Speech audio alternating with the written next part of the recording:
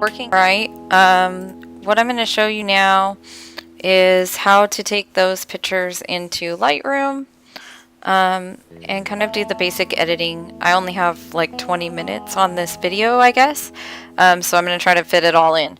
I use Lightroom, and you can use any editing software, but this is just what I'm familiar with, and also what I typically use to do all my basic editing for exposure, brightness, darkening, and you'll kind of see what I do in it.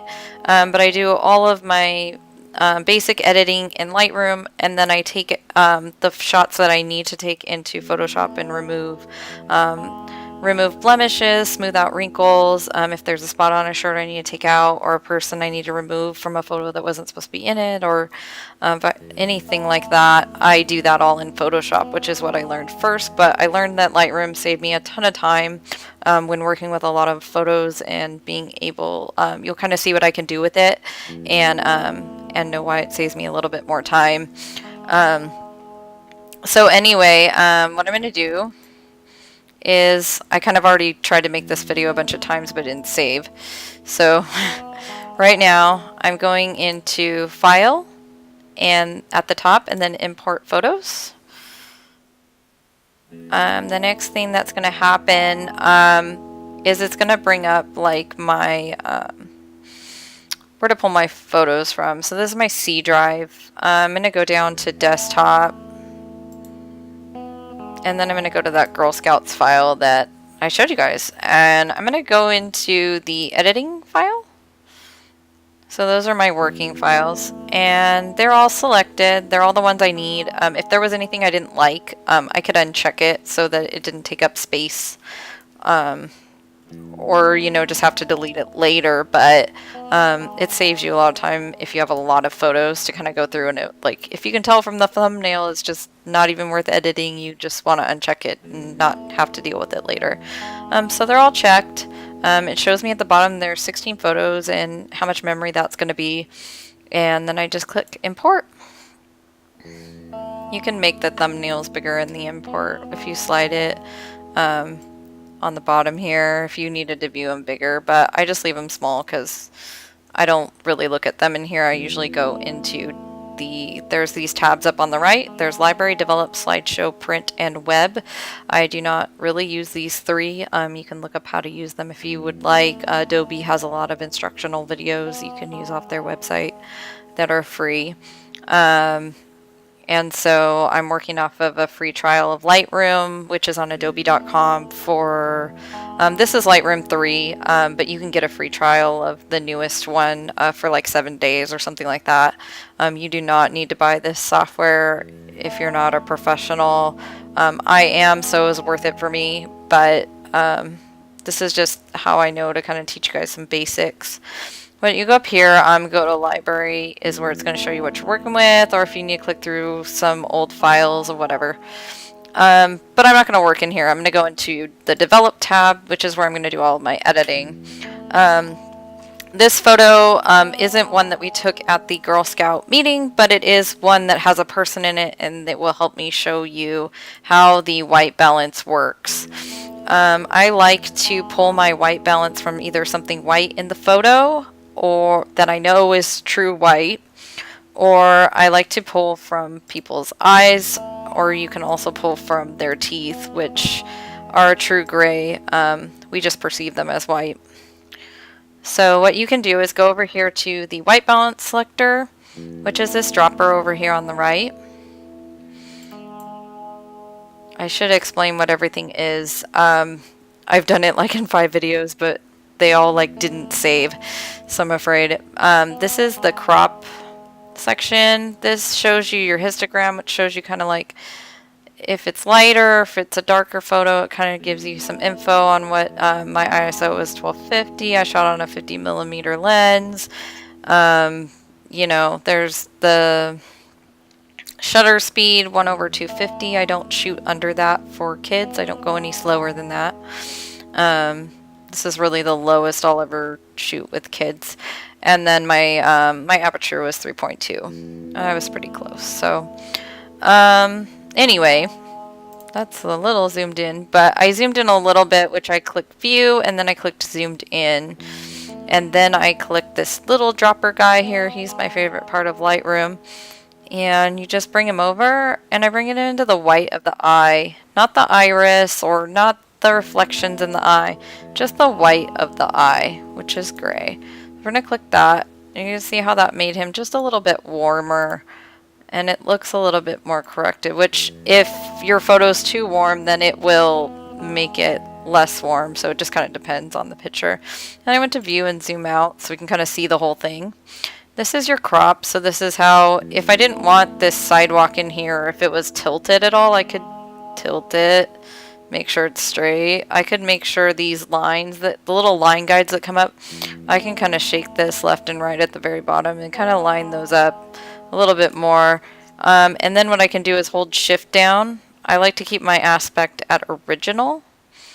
And then I hold down shift and I drag from the corner up. And then, so I got that sidewalk out of there, which I would leave it normally because if I were to go to print it, it's probably going to crop out depending how big I print the photo. But just for instructional sake, I want to show you how to crop. So let's say I don't want that. So then I've got it and you can see the original back here and then this is what I've cropped it to and then I just double click right there. And then it goes away, those little lines, and now it's cropped.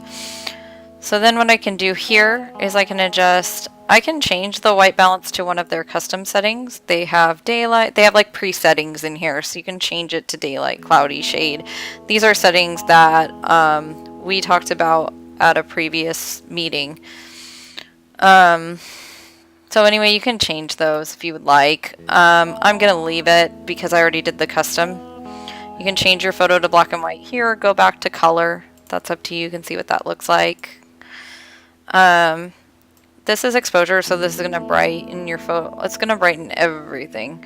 So even if you have something a little overexposed up here, like where the sunlight's hitting, it'll completely blow it out if you keep going, and it'll just become, and there's some spots on his cheek that become completely blown out. We don't want to do that.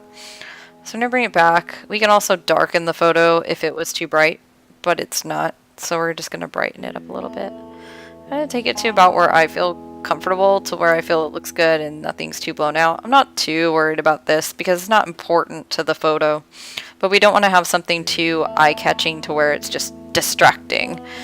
So then we come down here and we can recover that just a little bit, but you don't want to go too far with the recovery. What the recovery is going to do is it's going to bring back some of those highlights or where it may be too bright. But you don't want to go too far over with this because it's going to make faces look grayed out and kind of zombie-ish. So unless you're doing Halloween photos, it's not really something I go crazy with. Like, just a little bit goes a long way. The same with this fill light. Fill light fills in some of your shadows, which you can do, and I use this more on brighter photos or bridal photos or anything where we might have some more shadow than I would like. This one I like the shadow, so I'm going to leave that at 0, but I might change that for a different photo. But for this one we're going to leave it because I like the shadows. I wanted some depth in this one. And we're going to bring up the blacks. We can bring up the blacks, and this is like my favorite thing. This is like the gravy. I like to bring in the blacks and give it that contrast and just kind of emphasize that a little bit more on something like this.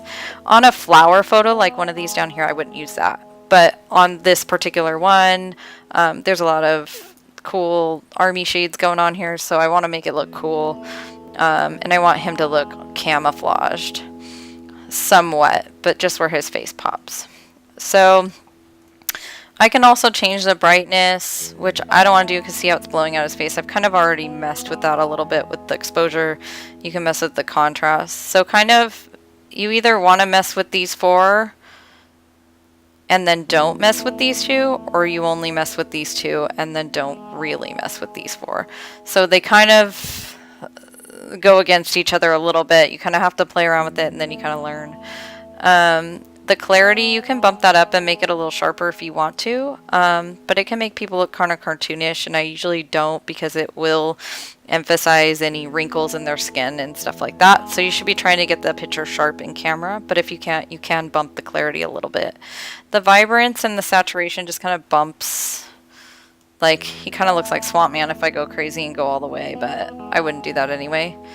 But you can kind of play with around with these a little bit. Kind of brighten it up if you want to. If you want to add some more color, by all means, that's totally up to you, and it's how you want your photo to look, and you'll kind of know based on what the picture looks like. And so I kind of just go for the feel of the photo, what the mood of the photo is, and what I'm trying to accomplish.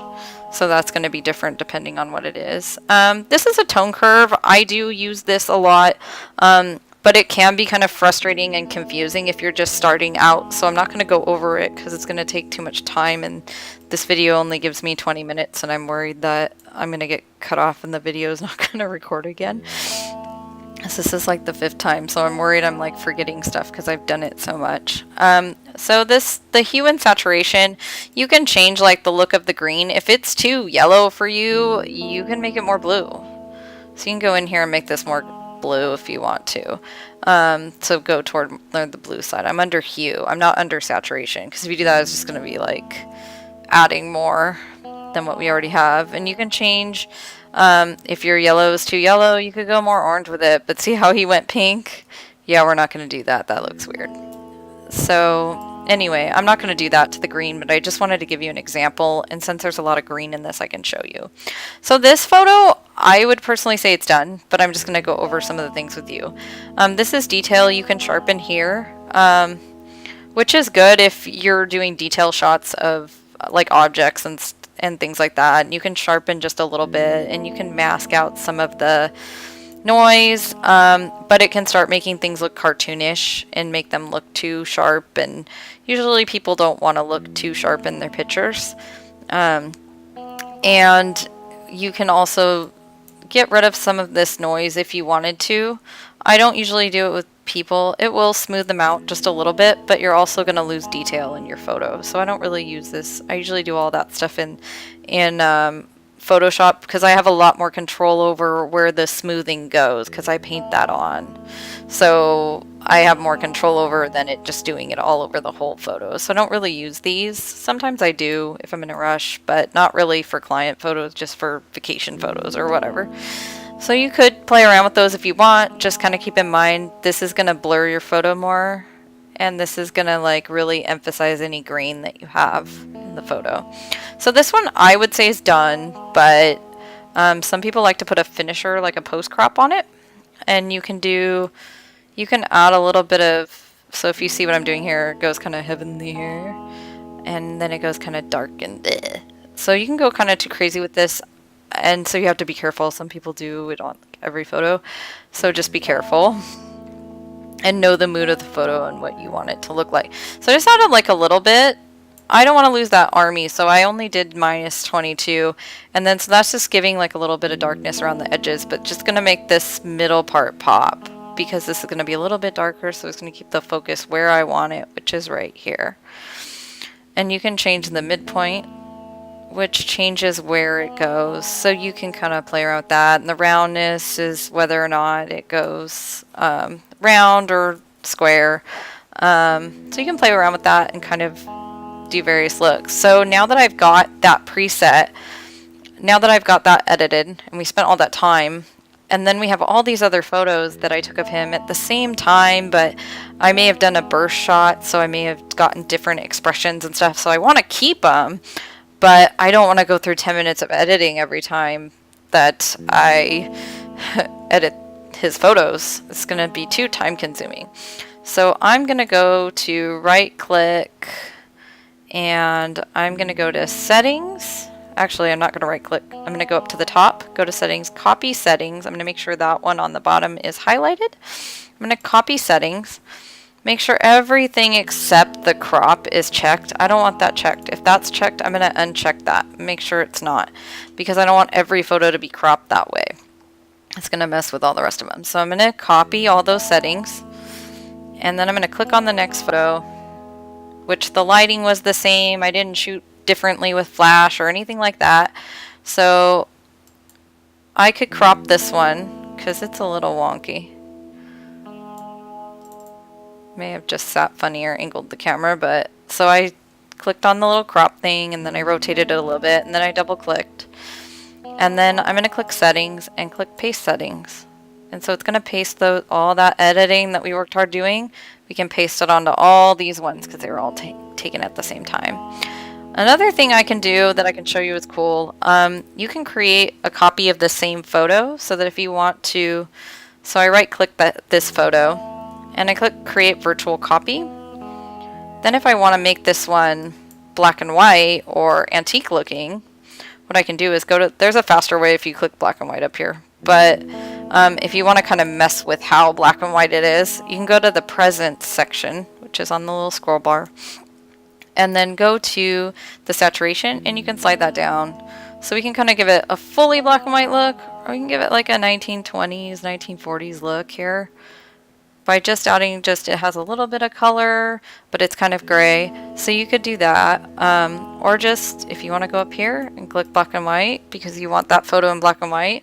So anything that I make into black and white or that I make sepia, I'm going to also give the client a copy of the color so that they have both. Because while I may be a big fan of black and white or sepia, maybe they aren't.